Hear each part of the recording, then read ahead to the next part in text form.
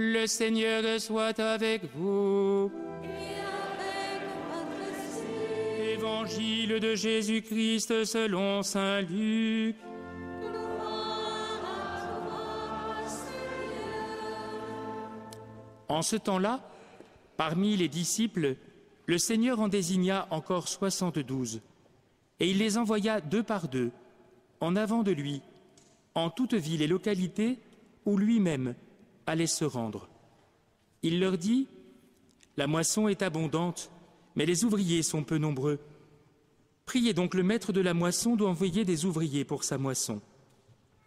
Allez, voici que je vous envoie, comme des agneaux au milieu des loups. Ne portez ni bourse, ni sac, ni sandales, et ne saluez personne en chemin. Mais dans toute maison où vous entrerez, dites d'abord « Paix à cette maison ». S'il y a là un ami de la paix, votre paix ira reposer sur lui. Sinon, elle reviendra vers vous. Restez dans cette maison, mangeant et buvant ce que l'on vous sert, car l'ouvrier mérite son salaire. Ne passez pas de maison en maison. Dans toute ville où vous entrerez et où vous serez accueillis, mangez ce qui vous est présenté, guérissez les malades qui s'y trouvent et dites-leur le règne de Dieu s'est approché de vous. Mais dans toute ville où vous entrerez et où vous ne serez pas accueillis, allez sur les places et dites même la poussière de votre ville, collée à nos pieds, nous l'enlevons pour vous la laisser. Toutefois, sachez-le, le règne de Dieu s'est approché. Je vous le déclare, au dernier jour, Sodome sera mieux traitée que cette ville. Les 72 disciples revinrent tout joyeux en disant « Seigneur, même les démons nous ont soumis en ton nom. » Et Jésus leur dit « Je regardais Satan tomber du ciel comme l'éclair. Voici que je vous ai donné le pouvoir d'écraser serpents et scorpions et sur toute la puissance de l'ennemi. Absolument rien ne pourra vous nuire. Toutefois, ne vous réjouissez pas parce que les esprits vous sont soumis, mais réjouissez-vous parce que vos noms se trouvent inscrits dans les cieux. » Acclamons la parole de Dieu.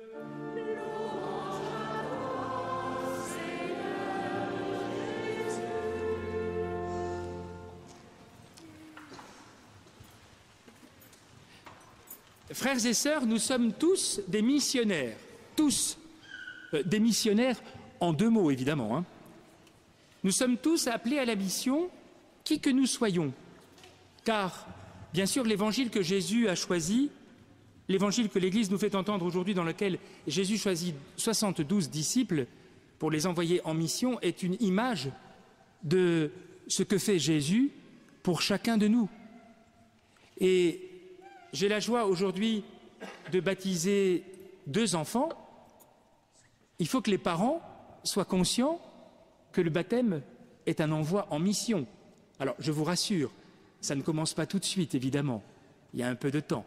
Mais n'empêche que la logique du baptême, dans la confirmation, qui vient en quelque sorte accomplir la vie baptismale, la logique du baptême est que nous soyons tous envoyés en mission.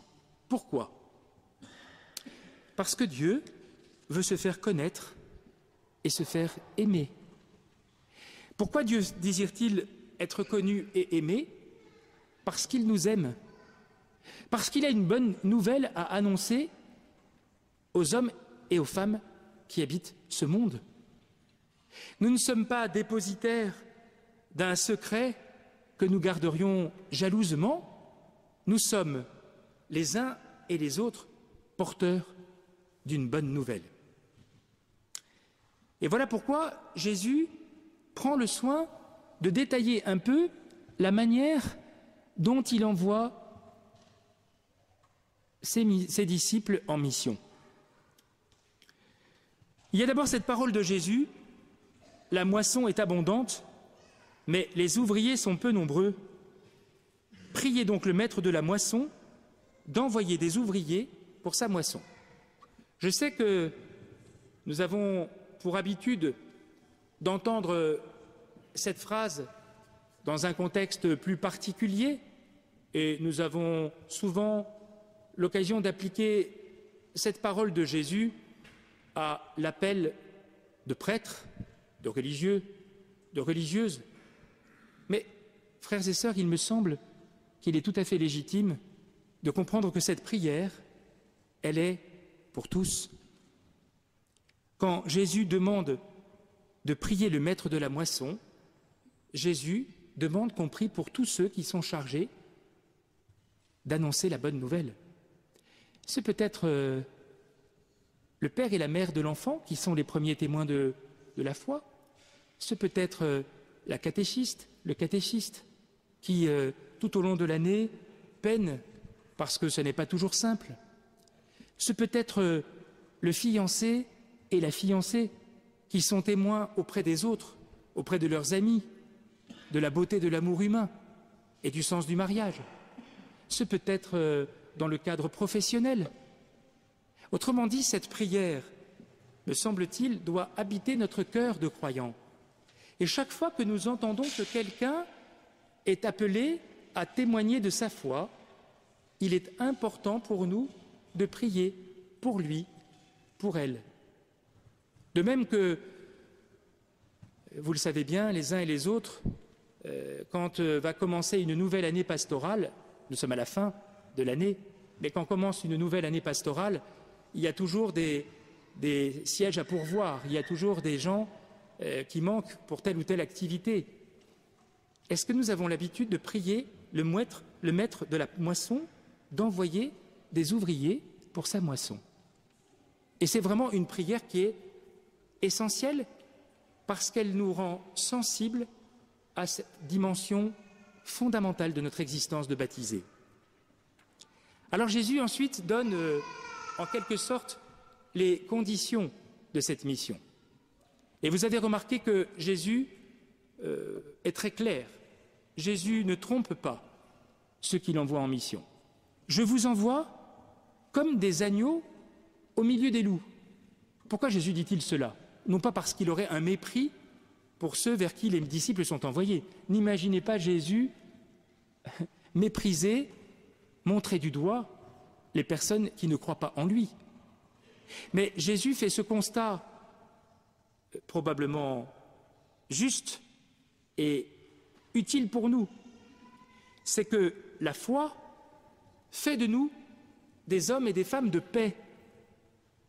Et que nous sommes dans un monde où malheureusement la paix n'est pas toujours partagée. Non pas parce que les hommes qui ne sont pas croyants seraient pires que nous, mais parce que beaucoup n'ont jamais entendu dire que la paix était possible. Nous l'avons entendu dire, et donc nous devons en être témoins. Nous sommes comme des agneaux au milieu des loups. Et puis l'autre aspect que développe Jésus, c'est, vous l'avez entendu, la pauvreté des moyens avec lesquels nous sommes appelés à être envoyés aux autres. Nous n'arrivons pas avec le prestige de la fortune, du pouvoir, de la domination. Nous arrivons auprès des autres en n'ayant emporté ni bourse, ni sac, ni sandales. Autrement dit, avec ce que nous sommes. Simplement avec ce que nous sommes. Personne dans cette assemblée ne peut dire « je ne suis pas apte à la mission ». Personne ne peut le dire. Parce que Jésus lui-même nous montre que les disciples envoyés en mission sont vulnérables, sont dépossédés de tout.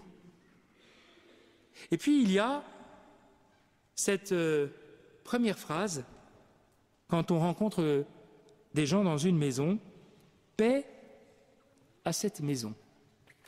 Je ne sais pas si, quand vous allez visiter des amis, que vous sonnez à leur porte pour un dîner, vous commencez par dire « paix à cette maison ». Moi, je le fais.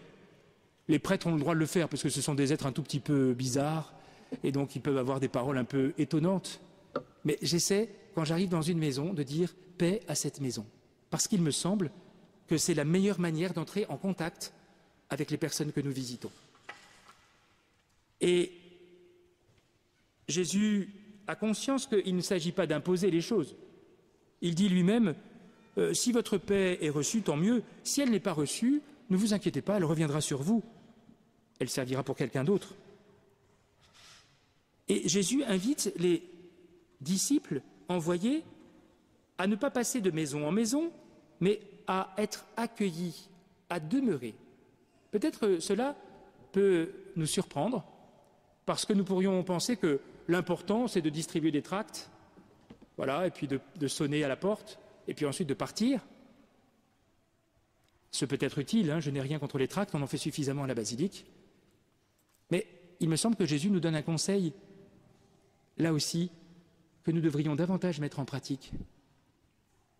La mission n'est pas d'arriver avec un paquet cadeau que l'on transmet aux gens en leur proposant de se débrouiller.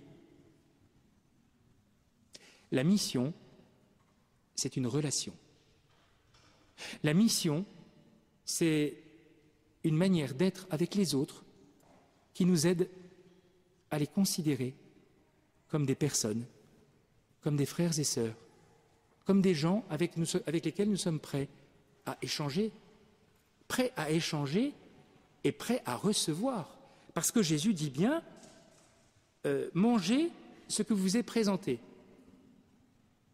On peut comprendre ça évidemment au premier degré, mais il me semble que nous pouvons le comprendre aussi de manière plus symbolique, dans le fait que lorsque nous sommes témoins de la foi auprès d'autres personnes, nous ne sommes pas comme ceux qui savent tout en face de ceux qui ne savent rien. Nous sommes comme ceux qui sont dépositaires d'un trésor, mais qui ont conscience que ce trésor a déjà porté du fruit dans le cœur des autres. L'Esprit Saint n'est pas limité par les sacrements de l'Église. Fort heureusement, il agit en dehors des baptisés. J'en veux pour preuve, pour ceux qui pourraient être incrédules par rapport à ce que je viens de dire et me considérer comme un dangereux moderniste, j'en voudrais pour preuve les gens qui viennent frapper à notre porte pour demander le baptême. Il se trouve que ces jours-ci, à Notre-Dame-des-Victoires, plusieurs personnes se sont adressées à nous, adultes, pour demander le baptême. D'après vous, par qui sont-elles mues, ces personnes? Comment se fait-il qu'elles viennent demander le baptême? Sinon parce que l'Esprit de Dieu travaille déjà leur cœur. Et vous voyez bien, frères et sœurs, que nous ne sommes pas dans une relation entre ceux qui savent, ceux qui ne savent pas, entre ceux qui ont et ceux qui n'ont pas. Nous sommes là pour témoigner de notre foi et permettre, par ce témoignage, que ceux qui en ont besoin puissent le recevoir. Et nous sommes là aussi pour recevoir ce que les autres peuvent nous apporter, pour nous permettre de grandir dans la foi. Il y a cette question étonnante qui est évoquée par Jésus à propos de ceux qui ne veulent pas accueillir. Puisque Jésus dit « Allez sur les places et dites, même la poussière de votre ville collée à nos pieds, nous l'enlevons pour vous la laisser. Toutefois, sachez-le, le règne de Dieu s'est approché. » On pourrait comprendre cette attitude comme une attitude de mépris. Il n'en est rien. Pas dans la bouche de Jésus. Ne cherchez jamais du mépris dans les paroles de Jésus. Et donc cette parole n'a pas d'autre but que de dire « Acceptez qu'il n'y ait rien de commun entre eux et vous. Acceptez que des gens ne veuillent rien recevoir. Vous n'avez pas à avoir honte, vous n'avez pas à être culpabilisé, mais encore moins vous n'avez pas à en vouloir à ceux qui ne veulent pas recevoir. Vous savez que c'est un exercice qui n'est pas si simple que cela. Parce que quand nous arrivons avec la grâce que nous avons de croire, la grâce que nous avons de connaître Dieu, de l'aimer, si nous avons en face de nous quelqu'un qui non seulement résiste, mais nous refuse et nous demande de partir, je pense que vous comme moi, nous sommes dans les mêmes attitudes, c'est-à-dire à l'intérieur, quand même cette personne exagère. Je suis là pour lui donner quelque chose de fabuleux et elle refuse. Et donc c'est un exercice extrêmement purificateur que d'accepter que des gens puissent refuser. Mais c'est le prix à payer pour que nous continuions à être les disciples du Christ. Sinon, pardonnez-moi de le dire, nous serions les disciples d'un gourou, nous serions membres d'une secte. Et l'Église n'est pas une secte. Et elle n'a pas à l'être. Nous ne sommes pas en face de gens que nous avons à convertir par la force du poignet. Nous sommes devant des êtres humains qui sont aimés de Dieu, qui sont profondément aimés de celui qui nous envoie vers eux pour être témoins de l'amour qu'il leur porte. Et il nous faut, comme chrétiens, accepter cela. Alors, je terminerai, on me reproche souvent de parler trop longtemps, je suis désolé. Je terminerai en disant que nous allons probablement les uns et les autres partir en vacances peut-être ce mois-ci, le mois prochain, et tant mieux, et malheureusement certains ne le feront pas. Et nous allons vivre des rencontres peut-être inhabituelles, inattendues. Lorsque nous sommes en vacances, nous y sommes comme chrétiens, nous y sommes comme disciples de Jésus. Et nous avons à nous comporter comme tels. Tant mieux si le Seigneur, pendant ce temps de vacances, nous fait rencontrer des gens que nous ne connaissons pas. Tant mieux si le Seigneur se sert de nous pour être les instruments de sa grâce. Tant mieux si par notre attitude, par notre manière d'être, par nos paroles, nous pouvons être les disciples que Jésus attend pour être auprès des autres. Je vous invite, frères et sœurs, à prendre au sérieux cette mission. Je vais vous livrer un petit secret.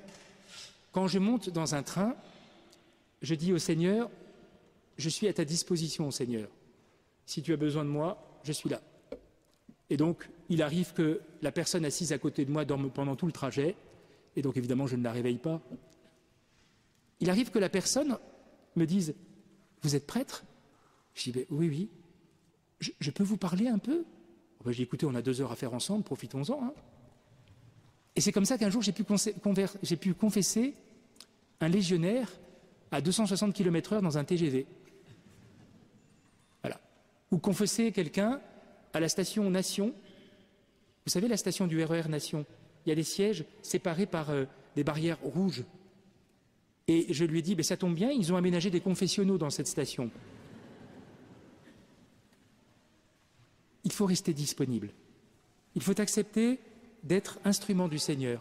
Et vous savez bien, frères et sœurs, que quand nous sommes instruments du Seigneur, c'est pour notre bonheur, c'est pour notre joie. Car transmettre ce que nous avons de meilleur, transmettre ce que nous avons de plus beau, n'est-ce pas finalement le sens profond de notre vie ? Confions tout cela à Notre-Dame des Victoires. Confions-lui notre mission de disciples. Confions-lui la joie que nous avons de transmettre la bonne nouvelle.